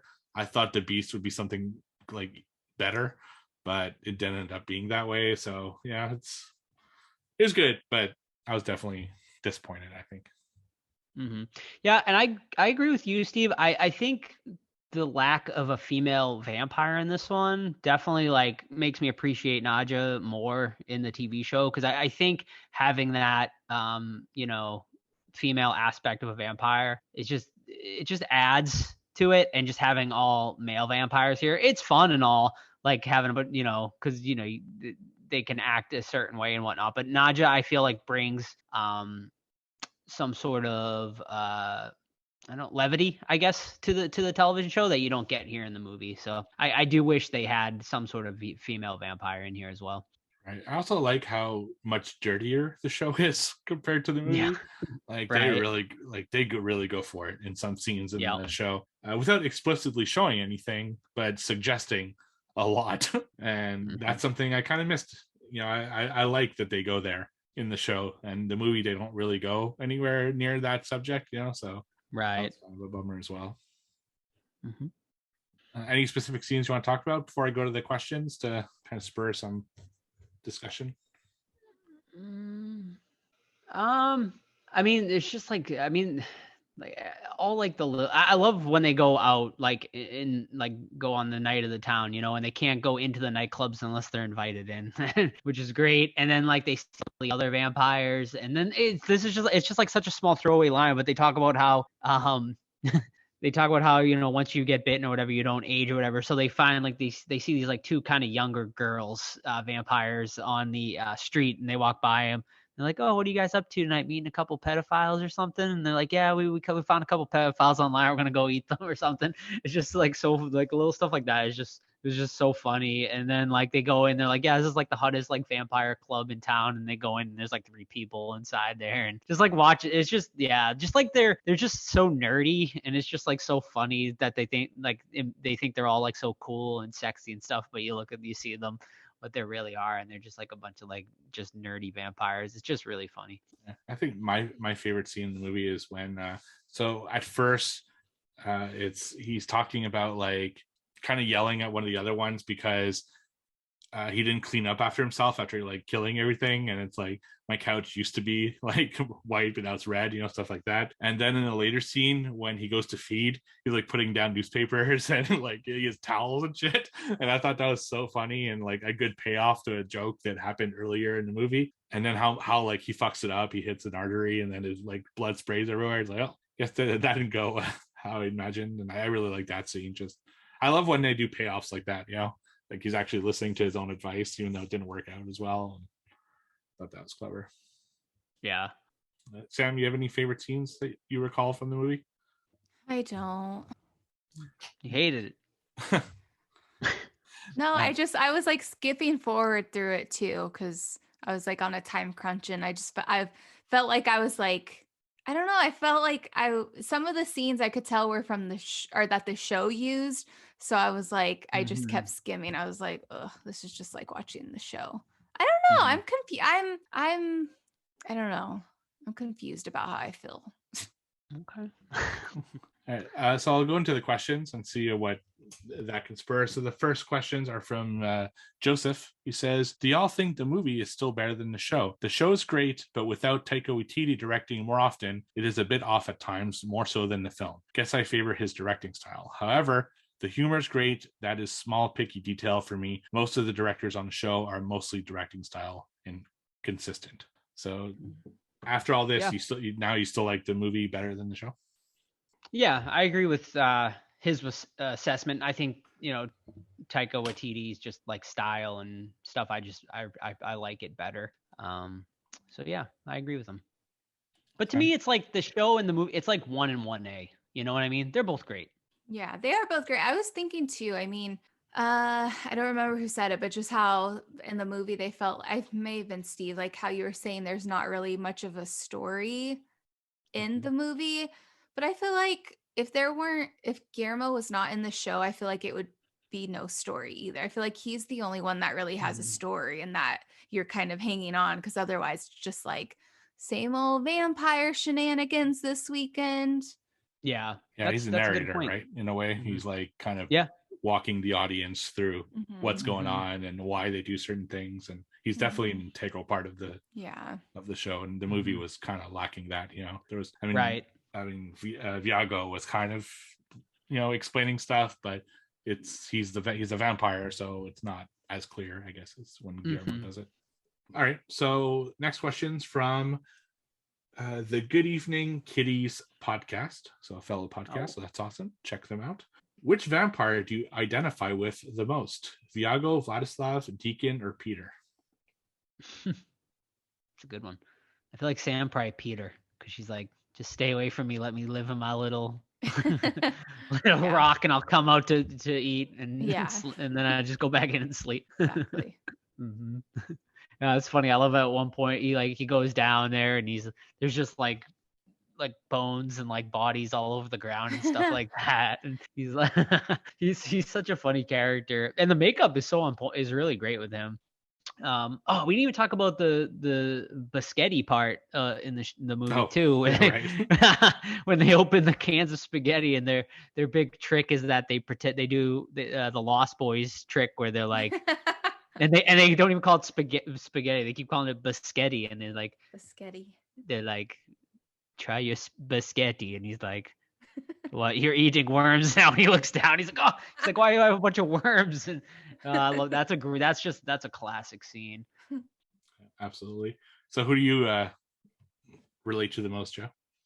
Oh man, I don't know. I guess Taika Waititi's what's his name, Viago in this. Yeah, I just want to call him Nandor because I feel like it's like the same exact character. But yeah, I guess his character.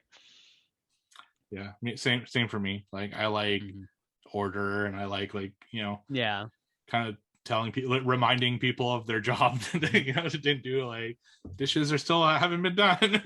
Yeah, the one guy hadn't done dishes in 5 years. He's right, like, exactly. He's like, see, and he had the little chore wheel. He's like, this chore wheel hasn't moved in 5 years. Yeah, exactly. So I could definitely relate to him. And our last series of questions come to us from Caleb. Hey, squad. First question. When Nick becomes a vampire, he discovers that there are certain drawbacks to being a vampire, like not being able to eat food.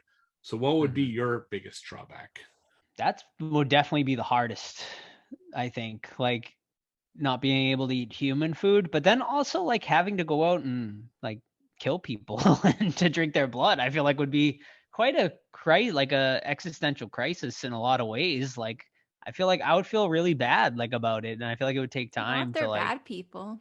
Yeah, you do I guess catch a predator type situation. Yeah, right. Yeah, you'd have to like a Dexter situation where you just kill the bad people in your life. Yeah, so I'll just kill the humans and then take the pets. What about you, Sam? What would be your biggest drawback to being a vampire? I don't know. What else could there be besides like worrying about the flesh that you're gonna eat and then not being able to eat human. You can't go outside and can't go out in the sun. That's fucking fine with me. I hate the sun. I hate daytime. No garlic. You have to sleep in a coffin. Fine with me. No. You see everyone that you know that isn't a vampire die. Yeah, because you live forever. That'd be okay. Yeah, you can only go out certain times a day. It's like, I don't know. Can't see your reflection. Yeah, that's can't fine. see your reflection.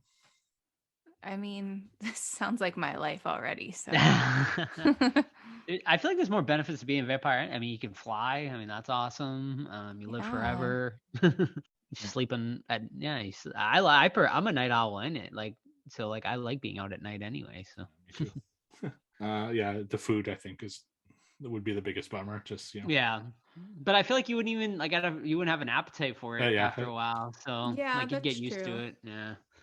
No, for sure. His second question: if you could have the combined personality of any two characters from the universe of What We Do in the Shadows, who would they be? For example, I choose Stu and Peter because I like to be left alone unless I'm being brought food like Peter. But when I do go out, I like getting along with everyone like Stu. Yeah, that's Stu the human. Yeah. Yeah. I will go with I'll go with Viago from this, and then I will go with what's his name from the show? Which one, Laszlo? The dirty one. Laszlo. Yeah, Laszlo. Yeah, I go with the two of them together. Because I was going to do the same. Were you? Yeah. What about you, Sam? I guess I would combo. do Peter from the movie, and then maybe it's tough. I want to say Nadja or Guillermo because he's like such a little worrywart, and that's how I am in real life. Yeah. So it's the same thing as Joe for me. I like Viago's kind of organization, and just he just seems happy to be alive. Like he just like just enjoying life, And Laszlo just doesn't give two shits about anything, and it's hilarious. I would love to have that kind of like don't care about anything attitude, It's and he's got a really nice hat, so there's that. Yes. And he's funny. Yeah, he's probably my favorite of the show, just because when he's funny, he's fucking really funny. He is. Yeah. And the last question: if the time period or decade determined what style of vampire you were, when would you choose to be turned? And then he says, "Remember, werewolves, not swearwolves." That's right. Yeah, when we talk about that part, that's fun. That part's funny. I think it's better. They do it better in the movie too than they did in the TV show. With the werewolves, there's because they did. I think it was season 1. They did the werewolves. Well, they do. That's one thing I like about the show, though. It's not just vampires and werewolves. They have sirens and they have ghosts, right. That's true. Have like everything, and I think that's really cool. Yeah. Yeah, I agree. That's good too. They're supposed to be doing the movie just based on the werewolves. A movie, yeah. Oh, nice. It's supposed to, yeah, I forget. I saw it on IMDb when I was going through the trivia, but I don't know how it would hit. I don't know if it would hit the same, you know what I mean? But it could be kind of funny, I guess, to see like how werewolves deal with their like everyday mundane lives too. All right, back to the question. What was it? It was, so if you can be bid. A time period. That's right. Right. Yeah. Turned. So like it would be your fashion, right? Like your everyday fashion. Basically, yeah. Sort of. Yeah. I know Sam's probably gonna pick the 90s, but whatever. I'll just go today. Today's fine. Wait, the fashion? Yeah, like I thought the that'll question be your was what fashion. age? It'll be your fashion for the rest of like time. Oh yeah, 90s for sure. Yeah. Like early 90s or late 90s. I feel there's a big distinction between the two. Mid 90s, like 95, 95, 96. And do you have like a example, like someone as a reference point, or a show, or like a maybe think like Aaliyah. Okay. Think like Party of 5. Okay. My So-Called Life. Yeah, nice. For me, Victorian age. I would love to just be able. That to would be so fitting for you. Rocking a fucking hat and a cane and a cape, like just and not care about what people say about it. Right. Unfortunately, now you're like a fucking freak if you do that. So right. No, you should do it. Yeah. Actually, if you lived in here, like in Salem, like there are people who dress like that. So yeah, but they assume you're part of like some kind of show or something. Yeah. Right. Yeah, it's just funny how at times like fancy fashion is now like basically a joke. It's right. Interesting how the world goes. But I mean, if they saw someone from the 80s, I'm sure they'd be like, commit him, or it's yeah, we go through weird phases. But that would be cool, I think, to go through that. We have they actually in Salem they have a vampire ball every single year. Oh, do they? Yeah, with like quote unquote real vampires. Right. Ever thought? Do you have? Is there like a membership, or how does that work? There's not. I mean, I think you could just show up, like if you wanted to. We've never gone to it. It's it's definitely a different style than what we are. Yeah, totally. It'd be cool though. I'd be interested to see what it's all about and stuff. So they just had one in LA, and Guillermo was the like guest host. Host yeah for nice. It. It's awesome. So that's all the questions we got. Any final thoughts on the movie? I guess I want to know who's your least favorite out of the movie and TV show, like combined universe. Who would be your least favorite character? Colin. Colin's funny though. Like he makes me laugh. I didn't love Deacon, to be honest with you. Yeah. I mean Nick is probably my least favorite if you count him. I thought he was kind of a waste of character. But if I'm going through like the OG vampires, kind of like I'd say Deacon. I don't know. I just didn't find him that funny, or like there's some things like when he was dancing, I was laughing a little bit, but not. Yeah, the dance was great. Yeah, I wasn't like laughing out loud. It's just I don't know. It just didn't do it for me. Yeah, I would agree. I think Deacon's probably the weakest for the movie side, and then if I were to pick TV show side, weakest. I don't know. Like I do like Colin, but I would probably say he'd probably be the weakest out of like all the main 4 vampires. Yeah, I think But- that's why it was better in season 1 and 2 when they kind of he only appeared for like a couple minutes, and then Right. would go back to his like basement. But in season Yeah. 3, he's featured a lot more, and I Yeah, think he that is, actually yeah. hurts him because I think he's Yeah. better in small doses. Definitely. Yeah, agreed. Alrighty. Want to rate this sucker? Yeah, sure. Actually, one last question for you guys. Sure. What was your favorite What We Do in the Shadows episode Ooh. or moment? If you don't remember. Like, Yes. that Episode the Baron episode where they go out like on the town partying with the Baron. I still like love that episode Yeah, so that much. one's a good It's one. probably the hardest I laughed on any of the episodes. I don't know. It's been a while since I've seen it, so I couldn't pick out like one episode, unfortunately. Or well, maybe wasn't there one where Nadia was like she encountered her old love again or something? But then I think Sounds she ended familiar. up killing him. Yeah, like Oh, so yeah, she has an yeah. old love, but he keeps getting beheaded. Like Yeah, Yeah. that two one was a different good one. reincarnations of him. Yeah. Mhm. Yeah, that's good. For me, it's the orgy episode. Just makes me laugh so Yeah, much. that Like, was great. Yeah. when they're preparing for the orgy and they're like reenacting, kind of like dry run practicing the orgy and everything, and then they bring in the virgins and the virgins like fuck each other. It's just like Yeah.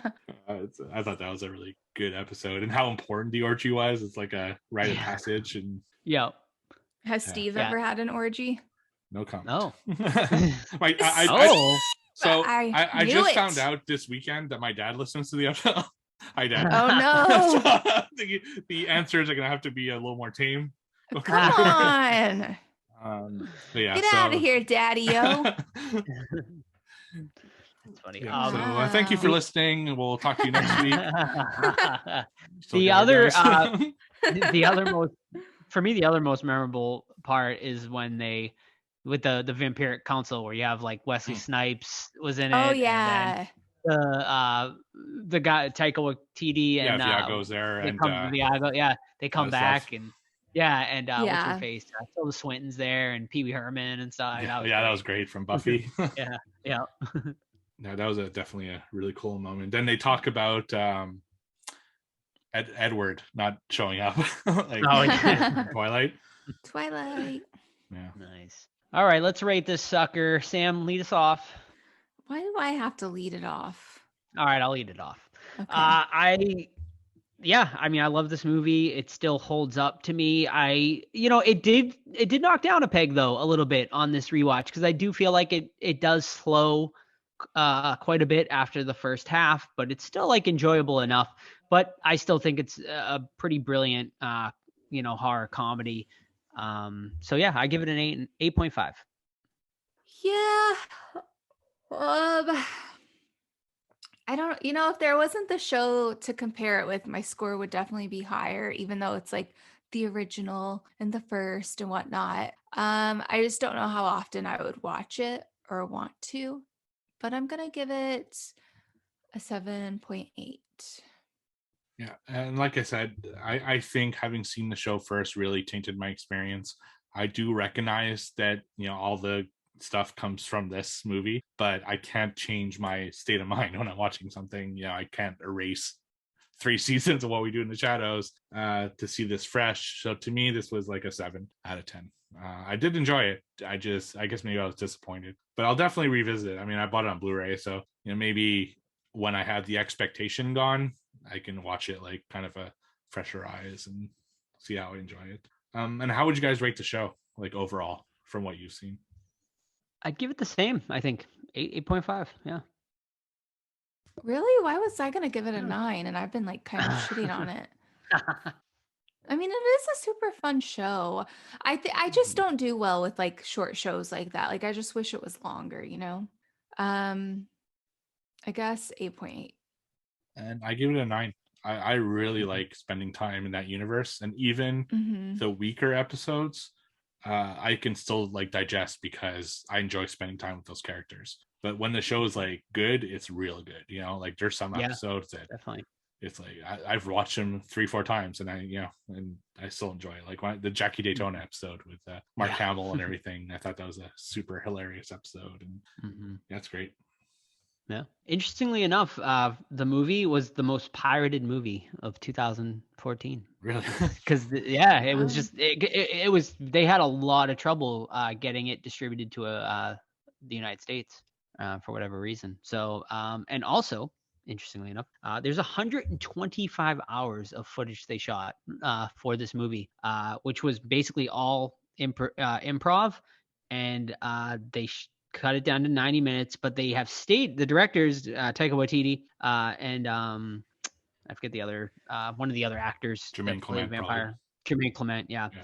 They said that they have considered releasing all of the footage, and then fans can create their own 90-minute movies based on all the footage. So that'd be kind of cool. Yeah, that'd be awesome. There technically could be a better movie out there. Who knows? Yeah, that'd be awesome. I'd definitely like to see that. I'm sure they did some crazy shit. Yeah. Oh, yeah. Steve, I'm going to need another rating from you. Okay. I'm going to need your rating for that orgy that you're not going to talk about. Said no comment. Yeah, said no comment. He can't confirm or deny. Look, if I have to answer and come up with a drink option and food snack option every week, you can tell us about the orgy. All right. So next week, we don't exactly know. Have we decided what we're going to do? I know we were talking about Near Dark, but yeah, I think we're going to have to ask Todd, because what happened is that we did a vampire vote, and though for the second fucking vote in a row, we fell on a tie between two movies, which was What We Do in the Shadows and Near Dark. And then I started a revote on Discord, but as the revoting was happening, Todd wasn't there, so we decided we're just going to do What We Do in the Shadows, even though Near Dark was winning the revote. So we'll see. I don't know what would either Near Dark or No Exit. Is that the other? No Exit. That just came out on Hulu. And Todd read the book, so I feel like it'd be a good one to discuss since Todd read the book, so that he can kind of discuss those parallels between the book and the movie. And I've seen a lot of people saying it's pretty good, so might be one worth checking. And it's Hulu, so most people can watch it. So yeah, and that's Disney Plus in Canada. Disney Plus in Canada, yeah. So I would say we're probably going to lean towards that. Maybe we'll see. We'll talk to Todd, and we'll see. So it's either going to be Near Dark or No Exit, most likely. So yeah, watch them both. Prepare, because we're probably gonna, if we don't do Near Dark next week, we'll probably do it the following week. So yeah, absolutely.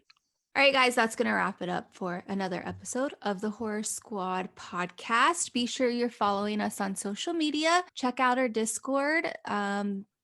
We're going to be doing another movie for the movie club for March, so stay tuned for that. And thanks so much for listening, and we'll talk to you next week.